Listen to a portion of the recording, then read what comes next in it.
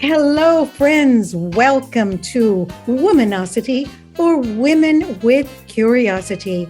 I am your host and anchor, Tadia Rice, and I'm delighted to have you with me as I always am. Now, who's curious? I am, that's for sure. And you're curious. As a matter of fact, I believe all women are curious, and it is us who drives this world. You know, we may not be recognized for all of the accomplishments and inventions and inspiration that we have provided to the planet, but let me tell you, we know we are the ones who make this world rock. And my guest today, I have Dr. Elisabet Sahtouris with me in the studio. And if you don't know who she is, I'm going to tell you. She's one of the most remarkable and most brilliant people I think I've ever met in my entire life. I was so fortunate to meet her 9 years ago in Honolulu, Hawaii, at an amazing 5-day experience called the Voyage of Aloha Conference. This was where kindred spirits from all over the world, from many different backgrounds, came together and agreed that it was time to live our lives from the truth of our connectedness to all people, the four-legged, all of nature, and to help each other develop our paths to live that truth every day, every way. It was a beyond wonderful conference and probably one of the best I've ever attended. Well, I didn't expect what I got when I listened to the keynote speaker, Dr. Elisabet Sahtouris. I was blown away. She inspired me to think deeper, see better, listen more carefully, examine what evolutionary biology is, because she is one of the world's most recognized, best recognized evolutionary biologists. Now, you may not know what that entails, but we'll find out during this hour. I promise you that, and you're going to be fascinated. Dr. Sahtouris is an author, a great speaker, a professor, and a phenomenal futurist. It was such an exciting opportunity to meet her because she has been a sustainability consultant to businesses all over the world, to government agencies and organizations all over. Interestingly, she is a citizen of the United States as well as Greece. She's lived in the US, Canada, Greece, Peru, and Spain. Her global perspectives are astounding. And although I'd never thought much about evolution or biology, Dr. Sahtouris put the subject in perspective, and my brain exploded. Dr. Sahtouris has spoken to such distinguished bodies as the governments of the Netherlands, New Zealand, Australia, and the United Nations Educational, Scientific, and Cultural Organization, which you may know as UNESCO. She's also helped the World Bank, the Smithsonian, and too many to mention. I'm happy to tell you that Dr. Sahtouris also participated in the World Parliament of Religions that was held in Cape Town in 1996. And it was there that I also got to participate. And we both got to witness Madiba, Nelson Mandela, and His Holiness the Dalai Lama, along with dear Archbishop Tutu. And a night that was so memorable, full of so much wisdom, that it's actually hard to tell you what they said, but I remember what I felt like when they said it. It was hopeful and wonderful. I want to welcome Dr. Sahtouris to the studio today. It is such a privilege and an honor to have her with me. So welcome, Dr. Sahtouris. I'm so happy you're on Womanosity for Women with Curiosity. Mahalo and aloha from Hawaii, Honolulu, where you are too, of course. Thank you for taking me back to our wonderful event in Cape Town, where we got to rub shoulders with the most wonderful people on the planet. Yes, it was indeed so fantastic. I've read a great deal of your work, much of it, and we'll talk about that. And I'm always fascinated with how you make observations in our challenging world, our evolving cosmos. You really are able to help others understand that the intelligence that is at play in the biological world is affecting us all in ways we don't even understand. And you believe that what the future holds for us in the face of a growing number of global crises still remains positive. In this day and age of COVID, protests, violence around the world, and terrorism, escalating crime and abuse of women and children, you offer a multitude of reasons to remain hopeful despite the dire predictions of our environment. That is something very few people have done and can do. You say you're confident that we can turn things around and quickly because, in your words, life is too intelligent to proceed by accident. You wrote a remarkable article called 7 Reasons Why I Remain an Optimist. And you identify these reasons, and many of them surprised me. I would like to ask you if you would explain to us what they mean. You say the universe is alive and well. What do you mean by that, Dr. Sahtouris? That's a wonderful way to start because I am a big picture thinker. I believe that meaning always comes from context, so that we know, for example, a rose is a very different entity to a donkey or to a lover or to a perfume manufacturer. And so when you chase context, you keep finding bigger and bigger contexts, and you end up with the whole universe. It's interesting that the Western science in which I was trained, and that is only one of many sciences around the world because I have studied a lot of them, in the Western science that's now the dominant science in the whole world, we were taught that the universe is meaningless, purposeless, kind of a bunch of mechanisms that we have figured out over time, while all of the rest of the world, other cultures, have seen it as a living universe. So I gravitated toward that view because, first of all, what does it mean to say it's a living universe? Well, let's start with what definition of life do we have? What do we mean by life? And my favorite definition of life is autopoiesis, which was coined only a few decades ago by Maturana and Varela, two Argentinian scientists. And what they said life is life is something that continually creates itself. So if you want to distinguish between a living universe and a mechanical universe, or any organism or mechanism, the difference is that the organism, like your body, is constantly recreating itself in every split second. It has to keep itself changing in order to stay the same, so to speak. And of course, we do age in linear time. But if you look at a mechanism, somebody has to program it to change. There has to be a living inventor behind something that's assembled from pieces.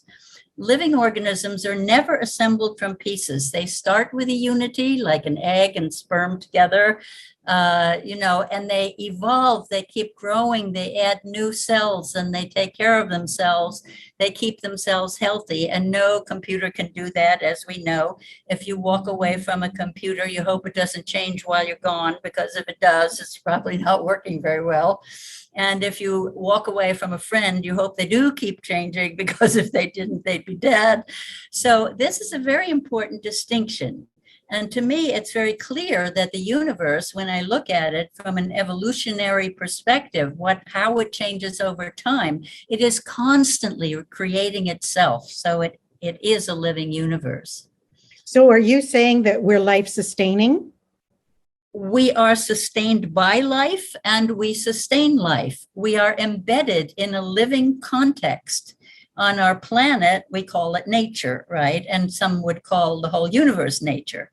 So we live within an environment that we cannot live outside of. You can't, trying to keep even a mouse alive in a laboratory with no microbes at all, nothing around it, just its glass cage. You can't keep them alive, which reminds me that there is no such thing as a multi-celled creature, from the tiniest little microscopic ones to us and bigger things, that doesn't have its contingent of microbes to keep it alive and healthy. And that is why we've recently learned about our gut bacteria and how very important they are. They run our immune systems. Why?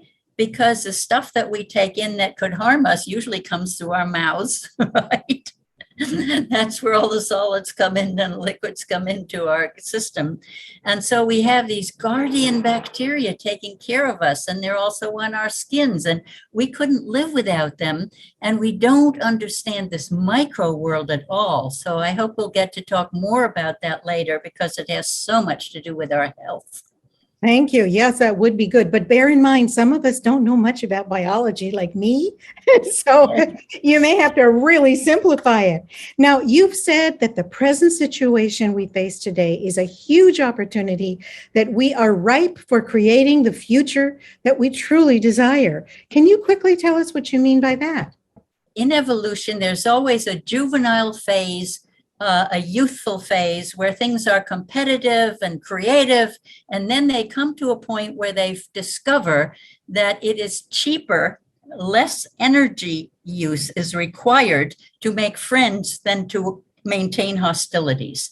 And we are now right at the point where we have to shift our human society, our global society, out of this competitive empire building mode that we've been in for about 6,000 years now, and go back to learning from indigenous people who did understand how to live cooperatively, and take that to a global level for the first time. We can do it. We can mature into our cooperative phase, and it can be done very quickly. Oh, I hope you can tell us ways to do that when we come back. So, friends, don't go anywhere. We'll be right back with my remarkable guest. We'll be right back, friends, and we'll talk more with Dr. Elisabet Sahtouris, who is the most amazing evolutionary biologist, author, speaker, professor, a futurist. We're going to understand better what all of that means, because it has a direct impact on each and every one of us curious women. Don't go away.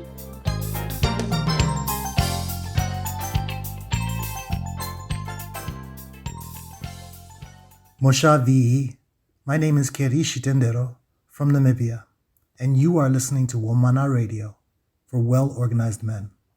I'm listening to.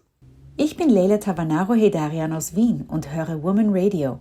Ich lerne so viel Interessantes von den Radiomoderatorinnen und liebe die Musik. Ich freue mich, dass ihr auch Woman Radio hört. No man is an island. Ladies, let's open up and discuss issues, whether good or bad. Platforms are there. Woman Radio happens to be just one of them. I'm inviting you on the couch to further discuss areas of concern every Thursday from 10 a.m. South African time to 12 noon. On the couch with me, Yvonne Chaka Chaka, here on Woman Radio, well-organized men, for we are. Meet me at the party on the couch.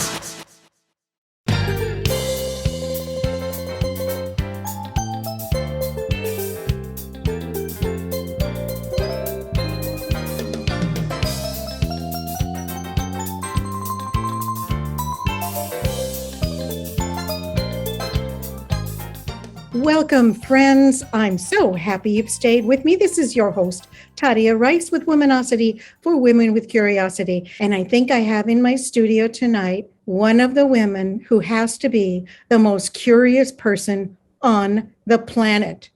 She is a fellow of the World Business Academy. She participated in 2 invitational dialogues with the Dalai Lama in Dharamsala, India, and at the Vatican in Rome. She's a member of Evolutionary Leaders, and she is the founding member of Rising Women, Rising World. And she'll tell us more about that too. So let's talk a little bit about the term globalization, because I think it's really misinterpreted. Before the break, you told us how humanity is now at the right point where we are maturing and we can actually create the peaceful world that we say we want and have a far better future. So with the fact that there's 7 billion of us on this planet, how do we grow out of the old win-lose economy and become a global family that works for everyone? In our last segment, I mentioned that we have been for about 6,000 years in empire building mode. And originally, those empires were run by actual emperors or kings. And then we moved into national empires, and there were all these different Dutch and Portuguese and French and, British empires around the world. And now we're in the third phase of exactly the same thing, empire building, where corporations end up building bigger empires than whole countries do. And I believe that we are now at the end of that phase, which all belongs to the youthful phase of competition, where you're trying to accumulate more and more and more, and you end up being so rapacious on the planet that we depend on for our lives that you get yourself into the trouble we're in now, where our rapacious exploitation of nature has actually led the Earth to having to flip into a hot age when we were actually due for another ice age. And humans have lived through quite a few ice ages, adapting to the growing and shrinking ice over time. And we have not ever faced a hot age, although the Earth has done them before. And I believe that we will be able to survive even a hot age. And for that, in order to find out how, years ago, I visited Morocco, for example, a country in which people have been living in hot deserts for thousands of years. And they had all these different ways with low-tech economies of keeping their buildings cool and keeping the water supply going. And they managed to live well, even in hot deserts. So I know we can do it. After the age of empire, when we want to come back and build cooperative societies, how do we do that? And Tadia, you mentioned globalization. Globalization is misunderstood because the word was first used when the empire building corporatocracy world developed the World Trade Organization, the WTO. And they were building a society in which corporations actually rule the world. There was a whole contingent of good people who were anti-globalization, who were actually just anti the corporatocracy taking over the world. Because humans have globalized. We live everywhere now in every part of the globe. And we've done a lot of things that I think are very useful, like linking our money systems, linking our communication systems so that we can know what's going on all over in the world, doing scientific cooperation even in space and as well as on Earth. In order to work on climate change, we must work as a whole human society. So in all those senses, globalization to me is a positive thing. It was inevitable. It has happened. But we must stop being the predators and become the caretakers. I agree with you. We need what you call win-win economics. We need rainforest economies. You talk about sharing and recycling, information, insight, how we create a cooperative world. We have the power to do it. And I just love the fact that you look to the world's youth and their unprecedented power to create the world they want. And what have you observed that makes you believe that? When you look at what the young people of the world are doing now, because we have an internet where they actually can play, where anyone with any kind of an idea can put it out and can become an attractor to many other people, we get a lot of information from the internet that we don't get on the mainstream news, where generally it focuses on murder and mayhem of some kind. And so it's very hard for us to find the positive news, even though we have a wonderful Yes magazine and Youth for Environmental Sanity and all kinds of organizations around the world. And we get to hear young people like Greta Thunberg, who immediately gathered a big following because she spoke truth to power so simply, so clearly. And I think that something ruffles the feathers of the older people a little bit more when a young person gets up and speaks truth to power. There's something about that carries a weight, because we all know now that this is about the future. And who's inheriting it? Who are we leaving this mess to? Or are we going to clean up this mess with them and not just say, well, oh, goody, all you young people can fix things now? No, I don't believe that. I believe that elders like myself make good mentors for young people. I love working with young people, and they want mentors. They want people who have a greater sense of history. And if you don't have a long sense of history, you don't see so easily how to get out of the mess we're in.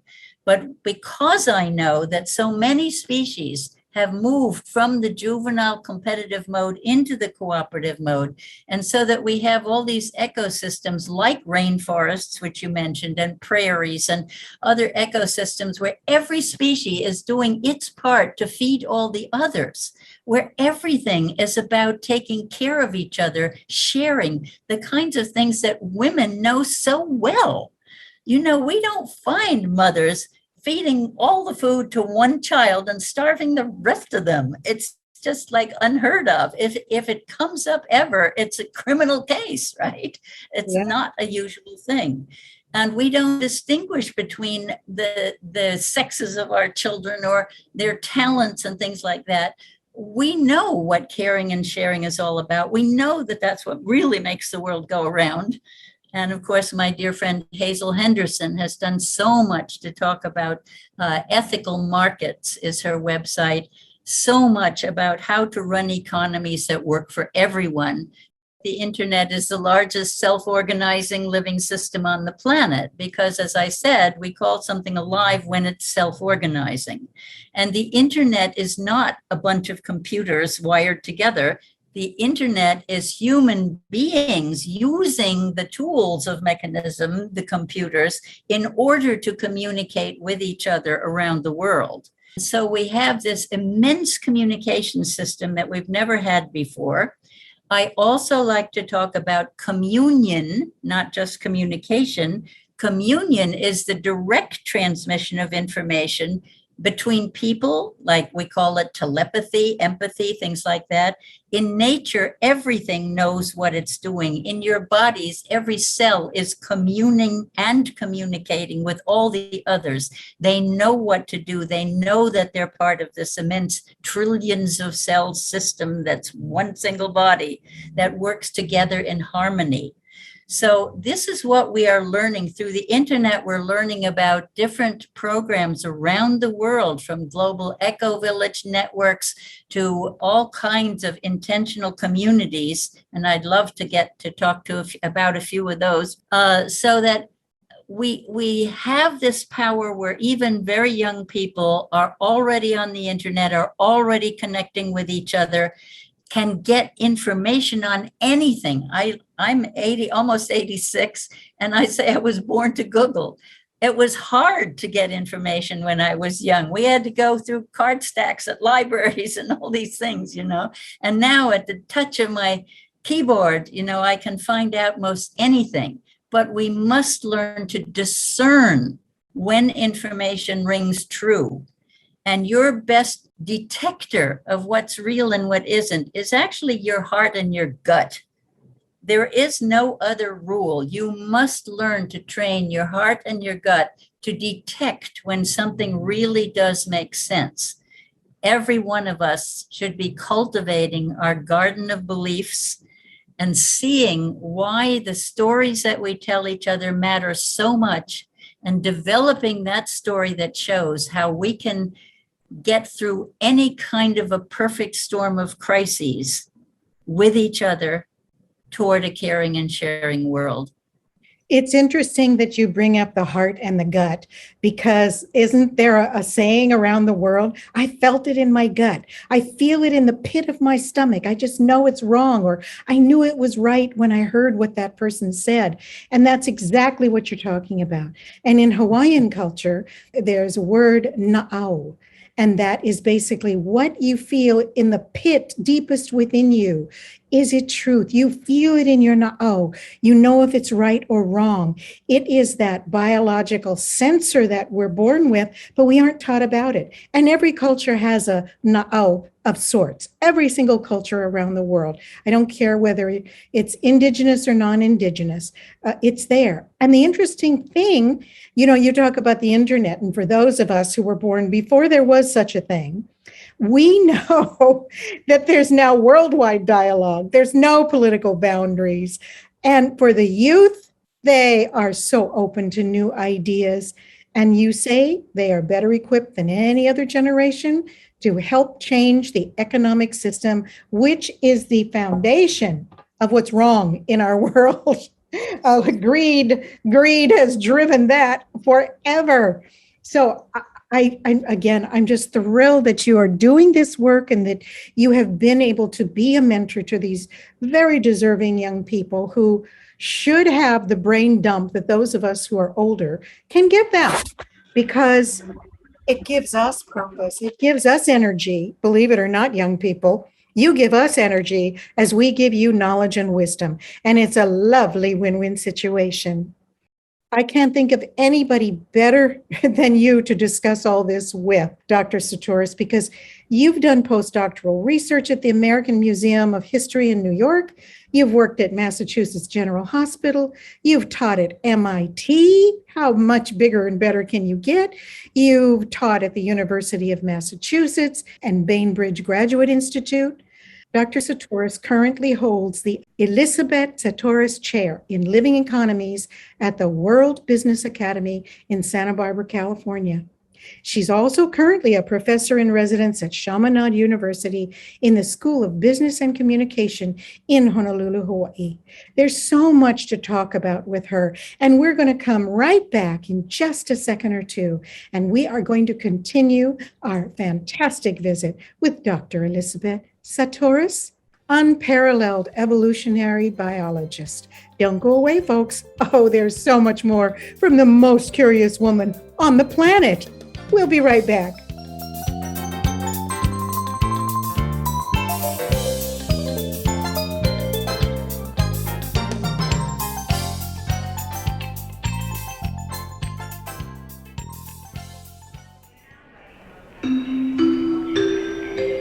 Ladies and gentlemen, welcome on board Grown Conversations with your host Nompumelelo Ranaka, a safe space for us to unpack issues that affect us women over Grown Woman Dialogue.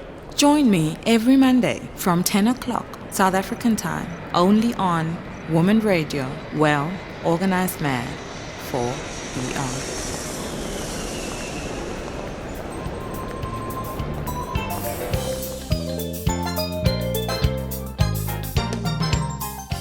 Dr. Sahtouris, you have said that even people who don't have money can still achieve their dreams for their communities.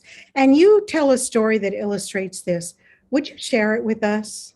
I'd be happy to. And let me start by saying that all of the things that I really admire, the projects in the world that are working, are pretty much grassroots enterprises. So the first one that comes to mind is an irrigation canal that I visited in China in 1973 while the Cultural Revolution was still on. And this took place in a valley where there had been terrible droughts. Talk about climate change. They were suffering drought so badly, the old people were drinking kerosene to commit suicide so they wouldn't use up more water and resources to leave them to the young people. And the young people decided they wanted to bring water from a river that was across a whole mountain range from this valley. So they proposed this to the government, and the government sent engineers out to trek through those mountains. And the engineers came back, said flat out impossible. There's no way you're ever going to get water across those mountains. And as soon as the engineers went away, those young people started to smelt iron out of their red, dry earth and made tools. They made hammers, chisels, pickaxes, and shovels.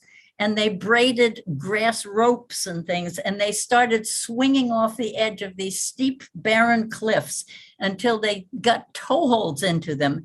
And they ended up, to make this very long story as short as I can, blasting tunnels through mountains with homemade dynamite. And I interviewed the Iron Girls dynamite team who did this, while the boys were building aqueducts bigger than the Romans had built by piling stone on stone. The villagers were using the hammers and chisels to make blocks of stone that, like ants, they then passed up in these paths into the mountains. And they did something that is a globally renowned enterprise where they actually brought this water across those mountains down into the valley. Meanwhile, some of them had gone to a county school to learn how to build little generators. And as that water came pouring down the canal into the valley, they put the generators on. So they electrified the valley as well as irrigating it. And by the time I visited, the whole place was going really green. If you look up Red Flag Canal now on the internet, you'll see the entire mountainside is green. And I guarantee you in 1973, it was very barren, that whole place. So that's one of my favorite examples, because here were young people who just had this incredible will to get out of a life, literally life and death situation, and did it. With no money, with no resources, starting from scratch with nature. So I know it can be done. It changed my whole life. I knew from then on that you don't need big money to get projects going. And so some of my other favorite projects, for instance, are in Sri Lanka, where the Sarvodaya movement, Sarvodaya, Sarvodaya movement that was founded by Dr. A.T. Aryaratne, has 15,000 little villages and hamlets, all helping each other to develop at once with their own little banking system. And there are only two principles that they teach. Children, as soon as they learn to meditate, when they're 3, 4, 5 years old, learn two principles: inner peace and generosity. Now imagine a world where all the people are peaceful and constantly thinking about, what do I have to offer others? Imagine, it's even better than the golden rule, do unto others as you would have them do unto you, kind of thing. I love this one, inner peace and generosity. And they are bootstrap developing their society. I went to visit them in Sri Lanka to see those orphan girls of 12 sewing clothes for the babies that are still found on garbage heaps in that country, and raising them and bringing them to where they go to college and, become doctors, and things like that is marvelous. And then in Spain, in Mondragon, M-O-N, dragon, one word, Mondragon, there's an urban cooperative where 30 or 40 years ago, a Catholic priest went around into all the bars and places where young people hung out and asked them, how would you build a society that was neither capitalist nor communist, but based on loving human relationships? And so he collected all these ideas. They ended up building these Mondragon cooperatives, where they have industrial cooperatives that make big appliances and buses and build bridges and things of that kind, as well as smaller things. And all of the workers are co-owners. They all decided that no one should earn more than 6 to 8 times the lowest income. Everybody is helped to get job trained.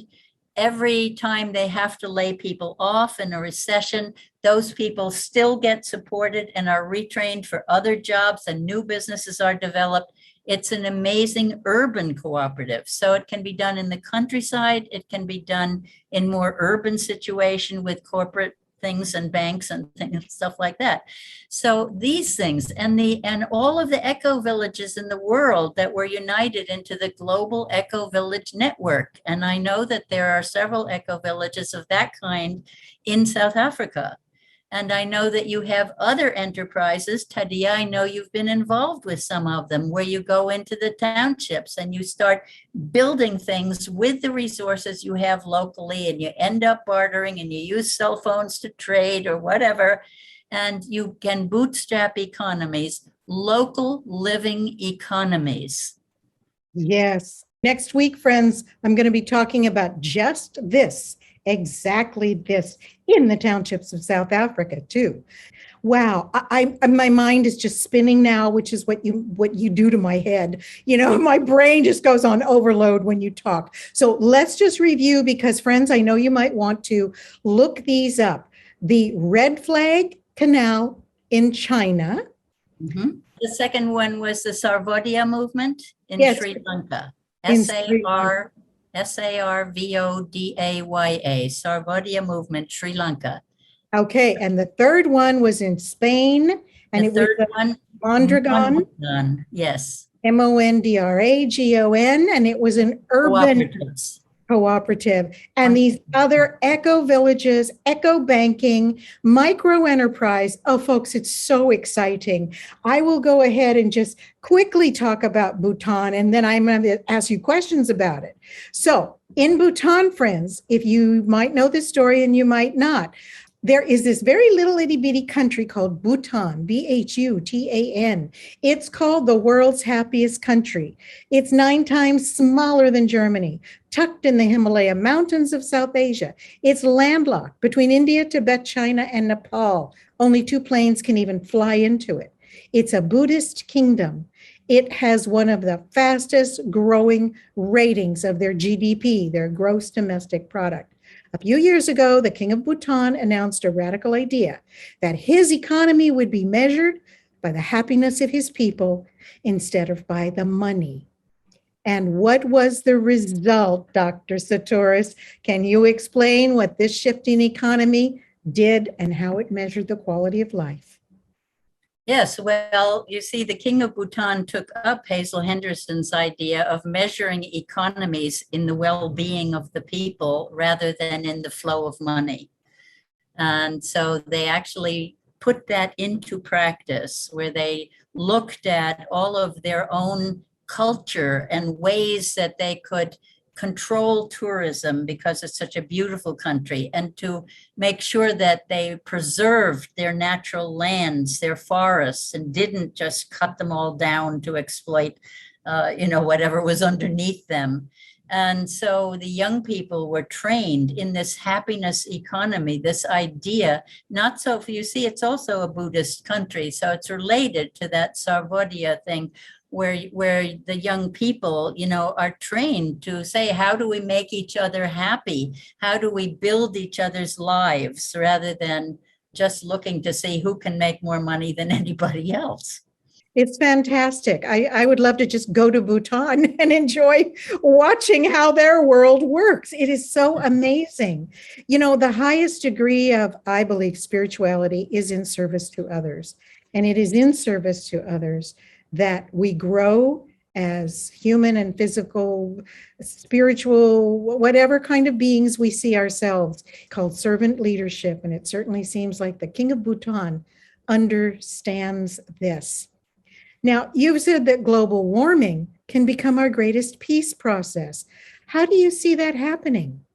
For the very simple reason that it's the biggest crisis we're facing, and that all through the history of our planet, the 4 billion years that our planet has been in evolution, there have been many crises. Usually they come through an outside asteroid hitting the Earth or some dramatic climate change. We have had snowball Earths where the Earth was almost covered in ice, and hot age Earths where the poles completely melt. But after every single one of these crises, what you saw was a flowering of new species, not evolving one by one slowly out of each other, but suddenly whole new ecosystems interwoven, dependent on each other, so that crisis is always opportunity, like the ancient Chinese symbol that depicts crisis as opportunity, the other side of it. So you see, if you don't have a crisis, it's very hard to make real dramatic changes, really big changes. But when things fall apart, it's like a caterpillar that's inside its chrysalis and is melting down so that the imaginal cells that have been stored in the caterpillar's skin can come and link up and build a butterfly out of the soup that's left as the caterpillar, falls apart. So that's what's happening. You see, we've got these major crises. And my Polynesian navigator friends talked about all the ways they had of navigating through storms, through the worst storms, through the most difficult situations on the ocean, not just stars, because sometimes they're covered in clouds for weeks, but the seaweed patterns, the fish patterns, the wave patterns, the clouds over islands, those things. And then they said, when all else fails, stand tall in your canoe until you can see your destination.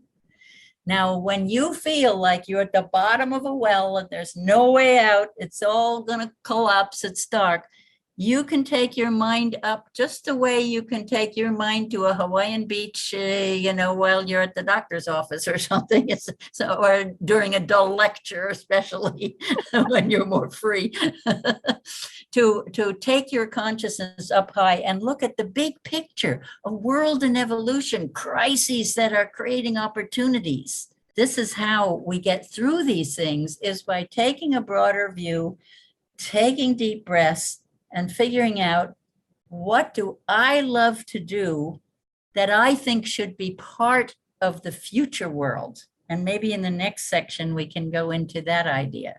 Absolutely, absolutely. Oh my goodness. Well, friends, you have so much food to chew on. Let's take a break. And we're going to come back with Dr. Elisabet Sahtouris. As you can see, an amazing woman, a remarkable human, and someone I absolutely adore. And I wish I could just sit at her feet and listen to her all day long. We'll be right back, folks. Do not go away.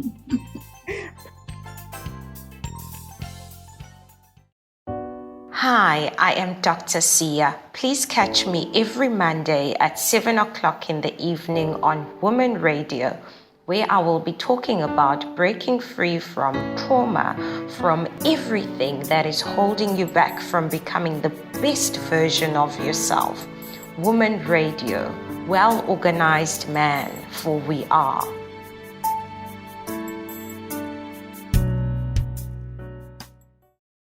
What does it mean to be a human being? What is truth?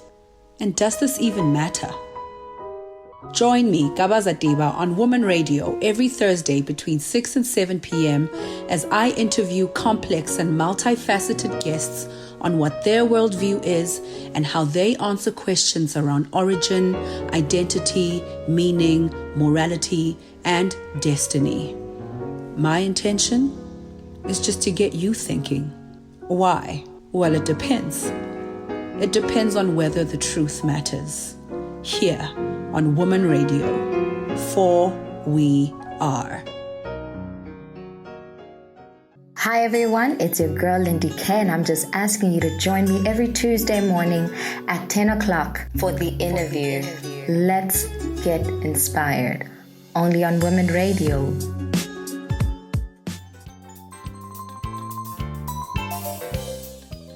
Welcome back, friends. You are with Tadia Rice on Womanosity for Women with Curiosity. And I am with one remarkable woman, Dr. Elisabet Sahtouris, an evolutionary biologist, a brilliant mind, a remarkable woman with a story that really, you need to write your memoirs, Dr. Sahtouris, because they're quite incredible too. We have been talking about new housing, healthcare, education, economics, ecosystem restoration, all the things that is going to save our planet. So I want to ask you the $64,000 question, Dr. Sahtouris. What can each one of us do, especially women, to help save our beautiful, wonderful planet and live the fullness of our humanness? I think the first thing I would say is to become aware of your own belief system. From the time we're children, we pick up beliefs from our elders, from our parents, from our teachers, from our fellow students, from other kids. And we put these into what I call our garden of beliefs. And as you grow older, you start weeding out some of those beliefs and planting new ones, right? And this is something that we should all become very conscious of. And to look back, do some journaling on what were my beliefs about the big questions of life? What is life? Is there a God? What is the meaning of humanity? Things like that. What did you believe about such things when you were 10 years old, when you were 18 years old, when you were 25, depending on how old you are now, pick 3 or 4 stages along in your life and ask yourself, what made you change beliefs? What made you change your authorities, the ones you believed, right? Did it shift from your parents to a favorite teacher, to a friend, to somebody else? And did it then turn out that they had betrayed you in some way and you had to rethink it all? So just to become aware that we all have a garden of beliefs that need endless tending, and that we all live by the story that those beliefs put together.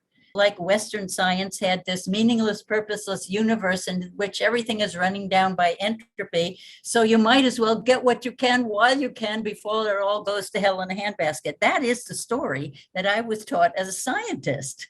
I traded it in for better stories. I worked with many indigenous cultures. We talk so much about what would a real democracy be like.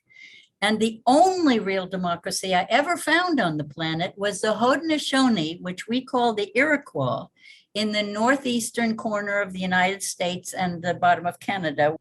And these people had a great law of peace in which they had united 6 nations. And Benjamin Franklin, one of the founding fathers of America, hung out with them and learned their system, their great law of peace, their democracy rules. And he kept telling his fellows as they were writing the Constitution, you need to look at this. You need to look at this. They have a real democracy, right? Better than what the ancient Greeks had put together, better than anyone else was trying to do in the world. And the only thing that his fellow founding fathers picked up on was the tripartite government for checks and balances. But they left out the role of women, of children, of nature, and of the future. All the really important stuff.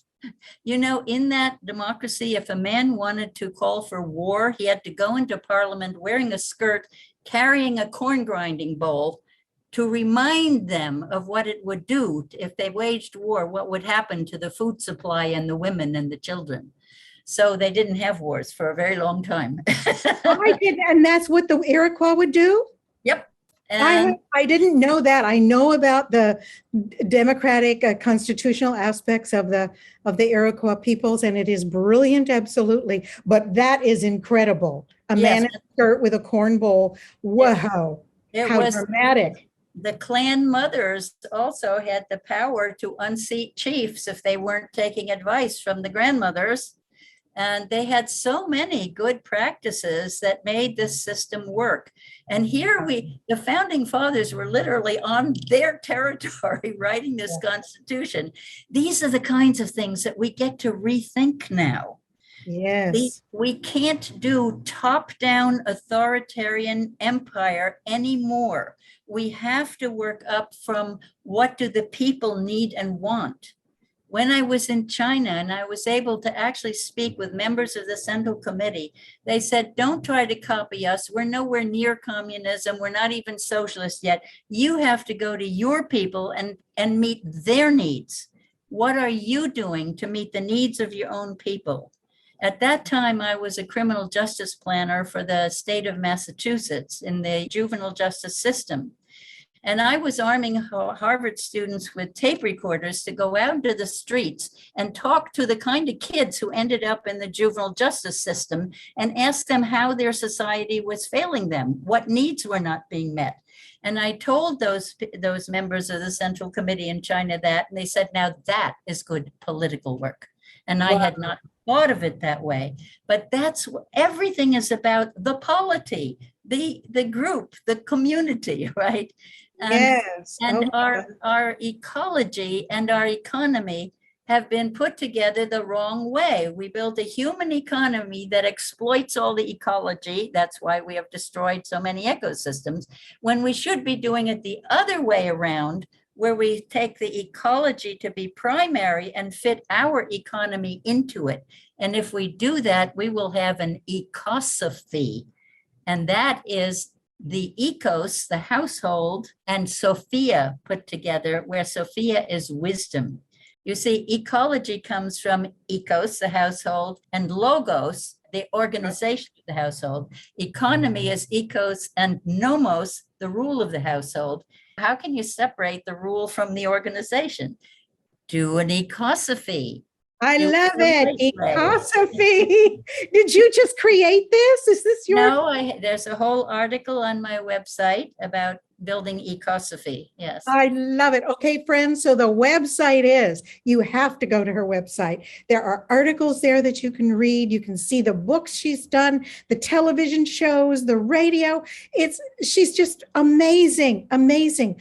So go to her website, friends, Sahtouris, SAHTOURIS.com. You'll be blown away, just like me. And clearly we have to do another show because we haven't even begun to touch the things that Elisabet shares. It's amazing. Oh my gosh, thank you so much for that. You know, I can't let you go until you play the Womanosity 25 question in 2 minute speed round.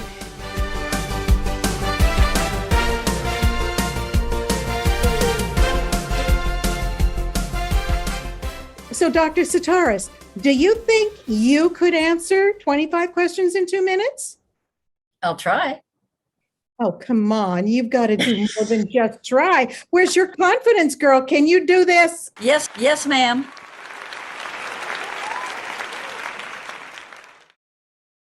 Okay, here we go. Okay, now, right off the top of your head, you answer these. I'll give you 2 passes if you really can't answer, but that's all I'm going to give you. So if you are ready, the clock is ticking. Okay, what color or flavor is your favorite M&M? Never eat them. Okay, are you a cat or a dog person? Cat. Cat. Would you rather eat chocolate or watch your favorite TV show? Watch my favorite TV show. Ooh, what's one city you've always dreamed of traveling to? That's a hard one for me. How about country? Is there a country you've always dreamed of traveling to? Bhutan. I don't blame you. I'd love to go there too. Are you a morning or a night person? Night. Mm-hmm. What's one vice you wish you could give up? Procrastination. Don't we all? What words do you live by? Truth, honor, love. What's the best compliment you've ever received? Oh my. I'll have to pass on that one. Okay, pass number 1. How do you start your day? With a glass of water with some grated frozen lemon in it. Nice. When are you most inspired? When? Probably out in nature. Food, sweet or savory? Savory. What makes you smile the most? When somebody makes me laugh. What's one thing people don't know about you?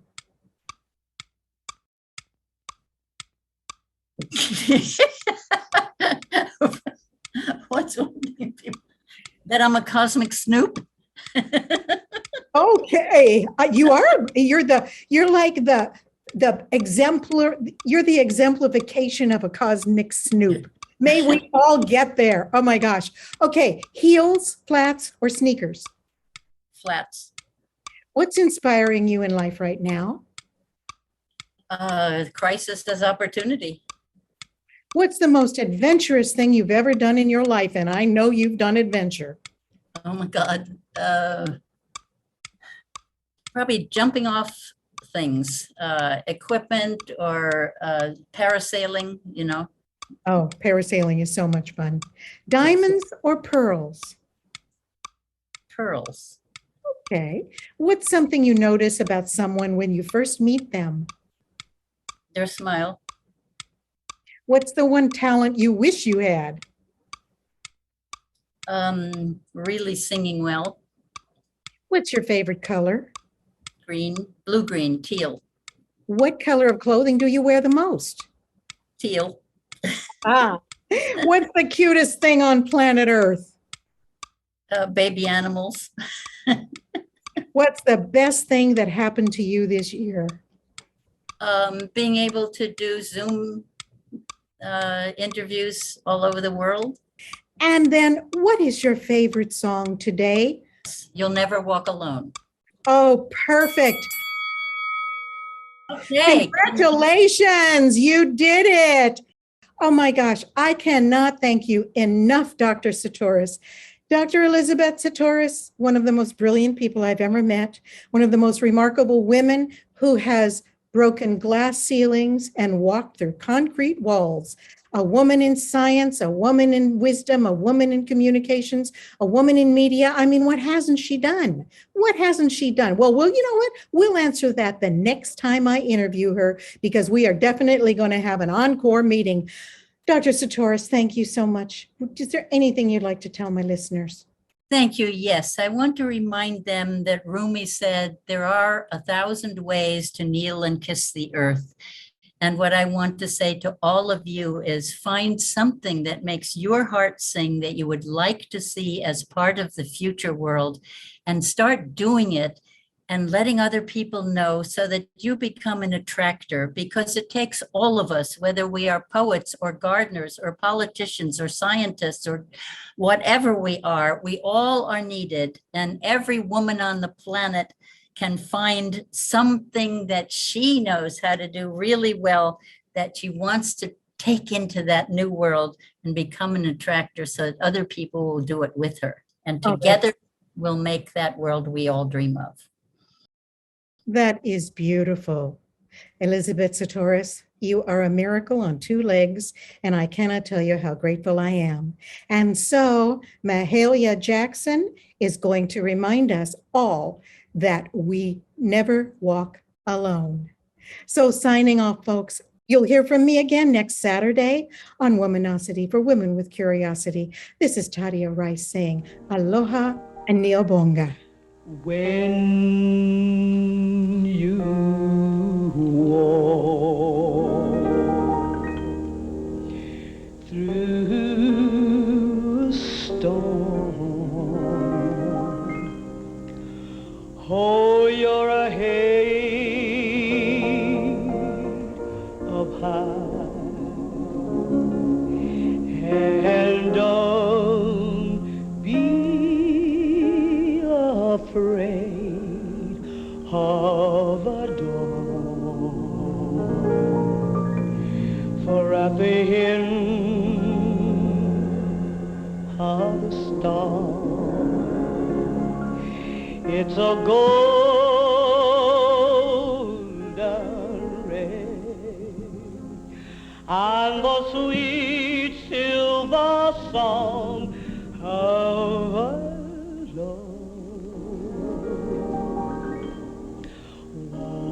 walk on through the storm, walk on through the rain, though your dream be tossed headlong.